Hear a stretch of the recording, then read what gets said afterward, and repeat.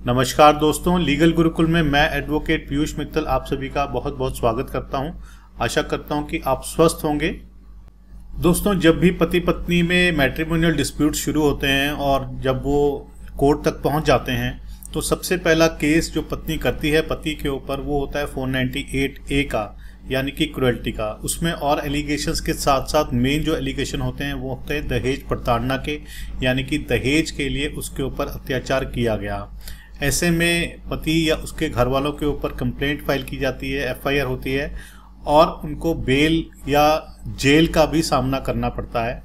तो ऐसे में दहेज लेना जो है वो एक अपराध की श्रेणी में आता है, लेकिन हम कानून में ये पढ़ते हैं कि दहेज लेना और देना दोनों ही अपराध हैं।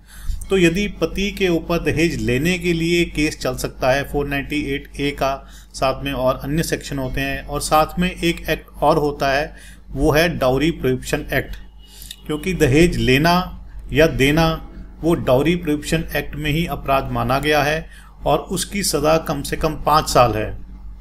तो ऐसे में यदि पति या उसके घर वाले ये कहें कि अगर मैंने दहेज लिया है तो लड़की ने या उसके माता पिता ने दहेज दिया भी है, तो लड़की ने या उसके माता पिता ने दहेज दिया भी है तो उनको भी डाउरी प्रोहिबिशन एक्ट के अंदर कवर करना चाहिए, उनको भी सज़ा होनी चाहिए, उनके ऊपर केस चलना चाहिए, क्रिमिनल केस चलना चाहिए। तो क्या ऐसा है? क्या ये पॉसिबल है? कोर्ट्स हमारी क्या कहती हैं? आज मैं आपके साथ 2 बहुत इंपॉर्टेंट लैंडमार्क जजमेंट्स डिस्कस करने जा रहा हूँ, जिसमें ये आपको बिल्कुल क्लियर हो जाएगा कि क्या वाकई में दहेज देने वाला भी सज़ा का हकदार है या सिर्फ दहेज लेने वाला ही सज़ा का हकदार है। ये हमारा जो वीडियो है ये डाउरी प्रोहिबिशन एक्ट में जो दिए गए हैं प्रोविजन सेक्शन 3 उसी के ऊपर आधारित है, और आप इस वीडियो को पूरा देखिए। जजमेंट्स जो मैं आपको बताऊंगा बहुत ध्यान से सुनिएगा ताकि आपको पूरा मैटर क्लियर हो जाए कि दहेज लेना या दहेज देना दोनों ही अपराध हैं या सिर्फ एक ही अपराध है, दहेज लेना। और यदि आपने अभी तक चैनल को सब्सक्राइब नहीं किया है तो चैनल को सब्सक्राइब कर दीजिए, साथ ही नोटिफिकेशन बेल आइकन भी दबा दीजिए ताकि आपको लेटेस्ट वीडियोस की अपडेट मिलती रहे, और वीडियो को लाइक और शेयर भी कर दीजिए। और यदि आपकी कोई भी लीगल समस्या है, लीगल क्वेरी है, तो आप मुझे कमेंट सेक्शन में या मेरे ईमेल आईडी पर जो आपको डिस्क्रिप्शन में मिल जाएगा, वीडियो में भी मिल जाएगा, वहाँ पे जाके आप अपनी लीगल समस्या मुझे भेज सकते हैं, जिसका मैं आपको सही उत्तर या सॉल्यूशन बताऊंगा। तो चलिए वीडियो को शुरू करते हैं। देखिए, दहेज देने वाले को सज़ा होगी कि नहीं होगी इसको हम अब डिस्कस करते हैं, क्योंकि हमको पता है कि पति तो फेस कर ही रहा है ट्रायल। अब पत्नी को या उसके घर वालों को FIR में या कंप्लेंट में ला सकते हैं, उसके ऊपर ट्रायल चला सकते हैं दहेज देने के लिए। तो इसके ऊपर मैं आपके साथ 2 जजमेंट्स डिस्कस करने जा रहा हूँ, साइटेशन भी आपको बताऊंगा। सबसे पहले आप समझ लीजिए कि क्या केस थे, क्या फैक्ट्स थे उनके। देखिए, सबसे पहला केस जो मैं आपके साथ डिस्कस करने जा रहा हूँ वो है दिल्ली का, दिल्ली हाई कोर्ट का केस है ये। इसमें पत्नी ने कंप्लेंट करी पति के अगेंस्ट और उसके घर वालों के अगेंस्ट कि पति ने डाउरी डिमांड करी है, उसको डाउरी के लिए हरास किया है, मारपिटाई करी है, और हस्बैंड के ऊपर उस कंप्लेंट के बेसिस पर FIR हो जाती है। और FIR 498A 406 सेक्शन 34 IPC और डाउरी प्रोहिबिशन एक्ट, इन सभी सेक्शंस के अंडर या एक्ट्स के अंडर हस्बैंड के ऊपर केस चलता है। और जो पत्नी है उसने अपनी कंप्लेंट में ये बताया है कि उन्होंने दहेज में क्या क्या दिया, जिसमें कि नॉर्मली हम देखते हैं जब भी 498A की कंप्लेंट होती है तो उसमें एलिगेशंस यही होते हैं कि शादी के टाइम या उसके पहले या बाद में कैश दिया गया, वैल्यूएबल एसेट्स दिए गए, ज्वेलरी दी गई जिसमें कि गोल्ड, सिल्वर या डायमंड की कुछ भी हो सकती है, साथ ही कार है, टीवी है, वॉशिंग मशीन है, इस टाइप की बहुत सारी चीज़ें उसने लिखी कि उन्होंने शादी के दौरान ये चीज़ें दहेज में दी, इन-लॉज को दी, जिसमें कि हस्बैंड और इन-लॉज सारे आते हैं। इन-लॉज को जो उनके रिश्तेदार वगैरह हैं उनको गिफ्ट वगैरह दिए, तो ये सभी चीज़ें आती हैं और पति या उसके जो भी पेरेंट्स वगैरह हैं उनके ऊपर केस दर्ज हो जाता है। इसके बाद पति उसके काउंटर ब्लास्ट में एक कंप्लेंट करवाता है कि क्योंकि लड़की ने एडमिट कर लिया है कि उन्होंने दहेज दिया है इतना, अगर मैंने लिया है तो उसने भी दिया है, तो उसके ऊपर FIR होनी चाहिए, ऐसी वो कंप्लेंट देता है दिल्ली पुलिस में। और इस कंप्लेंट के ऊपर दिल्ली पुलिस एफआईआर कर लेती है, क्योंकि वो अपनी कंप्लेंट में ये लिखता है कि एक तरह से ये एडमिशन है पत्नी द्वारा या उसके घर वालों के द्वारा कि उन्होंने दहेज दिया है। और डाउरी प्रोहिबिशन एक्ट कहता है कि दहेज लेना और दहेज देना दोनों ही अपराध हैं। तो ऐसे में लड़की के ऊपर, पत्नी के ऊपर एफआईआर दर्ज हो जाती है और इसके बाद पत्नी उस एफआईआर को क्वैश कराने के लिए दिल्ली हाई कोर्ट का दरवाज़ा खटखटाती है सेक्शन 482 के अंडर।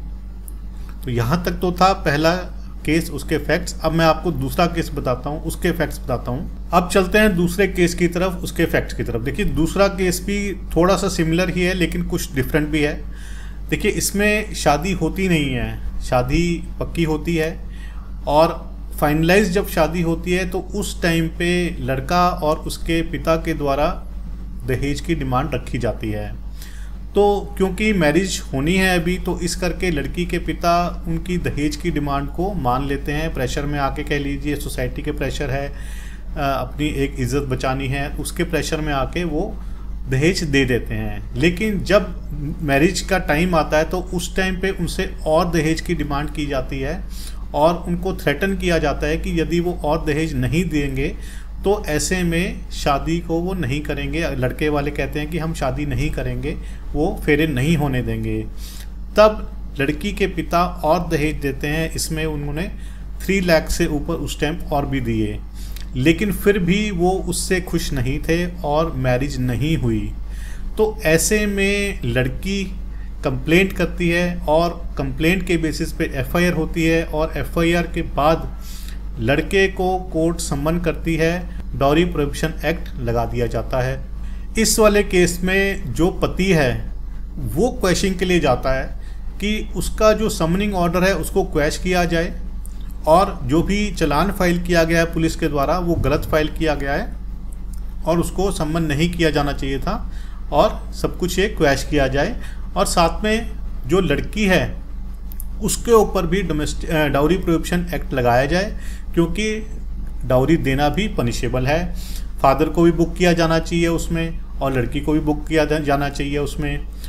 देखिए अब आते हैं कि इन दोनों केसेस में क्या हेल्ड किया गया। जो पहले वाला केस मैंने आपको बताया था वो दिल्ली का था, जो दूसरे मैंने फैक्ट्स बताए आपको वो इलाहाबाद हाई कोर्ट के थे।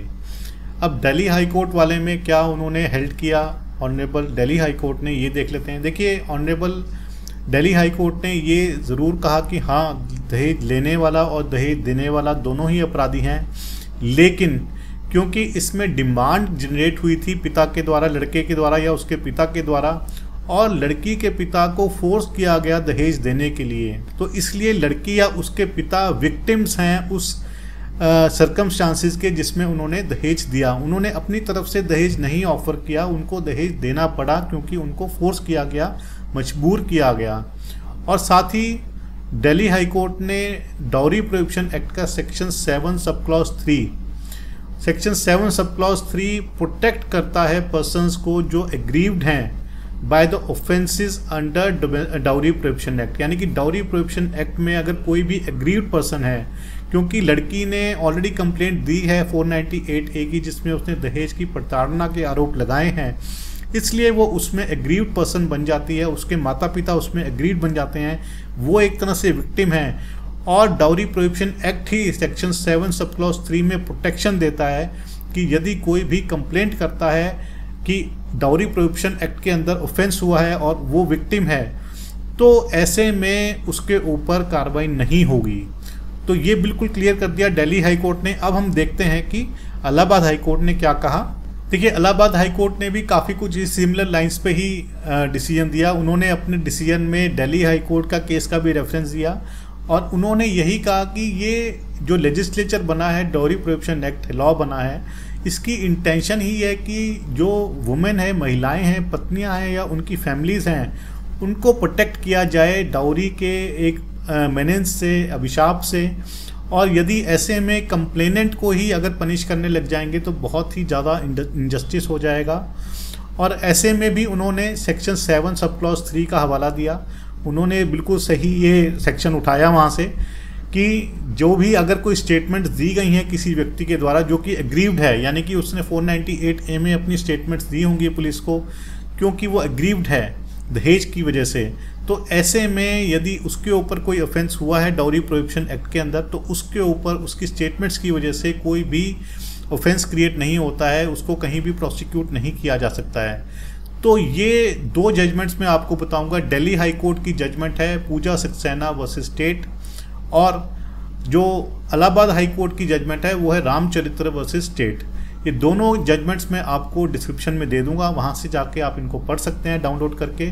बहुत ही इंपॉर्टेंट जजमेंट्स हैं। अब मैं आपको बता दूं कि अब इसका क्या निष्कर्ष है। देखिए, मैंने बहुत बार सुना है कि आप जब भी अगर 498A का केस है तो दहेज लेना देना दोनों ही जुर्म है। ठीक है, मान लिया जुर्म है, लेकिन क्योंकि डाउरी प्रोहिबिशन एक्ट ही एग्रीड पर्सन को प्रोटेक्शन देता है, तो ऐसे में यदि आप क्रॉस एग्जामिनेशन के टाइम पे पत्नी से या उसके घर वालों से ये पूछ भी लेते हैं, ये बुलवा लेते हैं कि ठीक है कि दहेज लेना और देना दोनों अपराध हैं, तो ऐसे में आप सोचें कि आप उनको लपेटे में ले लेंगे, तो ऐसा नहीं हो पाएगा।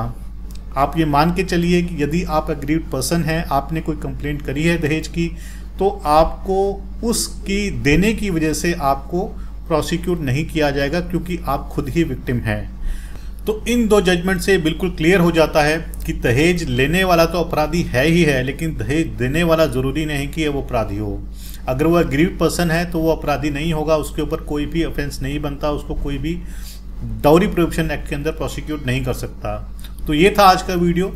आशा करता हूँ कि आपको पूरी तरह समझ में आ गया होगा। यदि आपके कोई भी क्वेश्चंस हैं, सजेशंस हैं, तो आप मुझे कमेंट सेक्शन में लिख सकते हैं, मुझे ईमेल कर सकते हैं। यदि वीडियो पसंद आए तो शेयर और लाइक ज़रूर कीजिए। तो अगली बार भी फिर मिलते हैं, तब तक के लिए धन्यवाद। जय हिंद।